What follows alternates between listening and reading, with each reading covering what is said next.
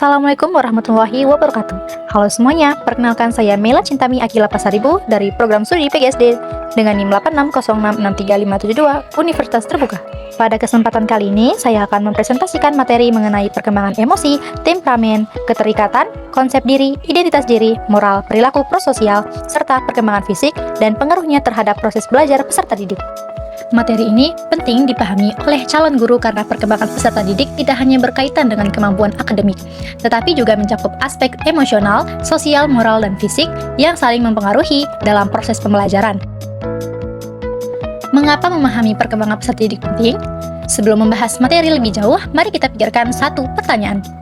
Mengapa ada siswa yang mudah bergaul, percaya diri, dan aktif di kelas, sementara siswa lain cenderung pendiam, mudah marah, atau kurang percaya diri? Jawabannya tidak selalu karena kemampuan akademik. Banyak faktor perkembangan yang mudah memengaruhinya, mulai dari emosi, pengalaman masa kecil, hubungan dengan orang tua, hingga perkembangan fisiknya.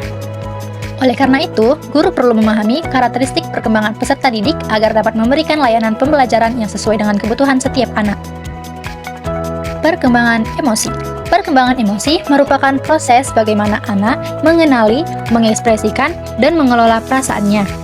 Pada awal kehidupan muncul yang disebut sebagai emosi primer, seperti rasa senang, marah, sedih, seiring bertambahnya usia dan berkembangnya kesadaran diri. Muncul emosi evaluatif diri atau emosi sekunder, seperti bangga, malu, bersalah, dan iri hati. Selain itu, anak juga mulai mengembangkan regulasi emosi, yaitu kemampuan mengendalikan dan mengatur respon emosinya. Sebagai contoh, anak usia dini mungkin langsung menangis ketika kecewa. Namun, semakin dewasa, anak belajar menenangkan diri dan menyelesaikan masalah dengan lebih baik. Tipe temperamen anak. Temperamen adalah karakteristik bawaan yang memengaruhi cara anak bereaksi terhadap lingkungan. Menurut penelitian, terdapat 3 tipe temperamen utama. Pertama, easy chill, yaitu anak yang mudah beradaptasi, ceria, dan relatif mudah diatur. Kedua, difficult cheat, yaitu anak yang cenderung sulit beradaptasi, mudah marah, dan menunjukkan reaksi yang kuat terhadap perubahan. Ketiga, slow to warm up child, yaitu anak yang awalnya pendiam dan berhati-hati tetapi perlahan mampu menyesuaikan diri. Sebagai guru, kita tidak boleh memberi label negatif kepada anak berdasarkan temperamennya. Sebaliknya, kita perlu memahami bahwa setiap anak memiliki karakteristik unik yang memerlukan pendekatan yang berbeda. Keterkaitan atau attachment. Keterkaitan merupakan hubungan emosional yang kuat antara anak dengan pengasuh utamanya seperti orang tua atau guru. Keterkaitan yang aman atau secure attachment sangat penting bagi perkembangan anak. Anak yang memiliki keterkaitan aman biasanya lebih percaya diri, berani mencoba hal baru, lebih mudah bersosialisasi, dan memiliki kemampuan mengelola emosi yang lebih baik. Sebaliknya, keterkaitan yang kurang baik dapat menyebabkan anak yang merasa tidak aman, mudah cemas, dan kurang percaya diri. Karena itu, guru juga perlu menciptakan hubungan yang hangat dan suportif agar siswa merasa nyaman di lingkungan sekolah. Konsep diri dan identitas diri. Konsep diri adalah cara seseorang memandang dan menilai dirinya sendiri. Misalnya, seorang siswa mungkin berpikir bahwa dirinya pandai menggambar, rajin belajar, atau sebaliknya, merasa kurang mampu dalam pelajaran tertentu. Konsep diri yang positif akan meningkatkan motivasi belajar dan rasa percaya diri. Sementara itu, identitas diri berkaitan dengan pertanyaan, siapa saya?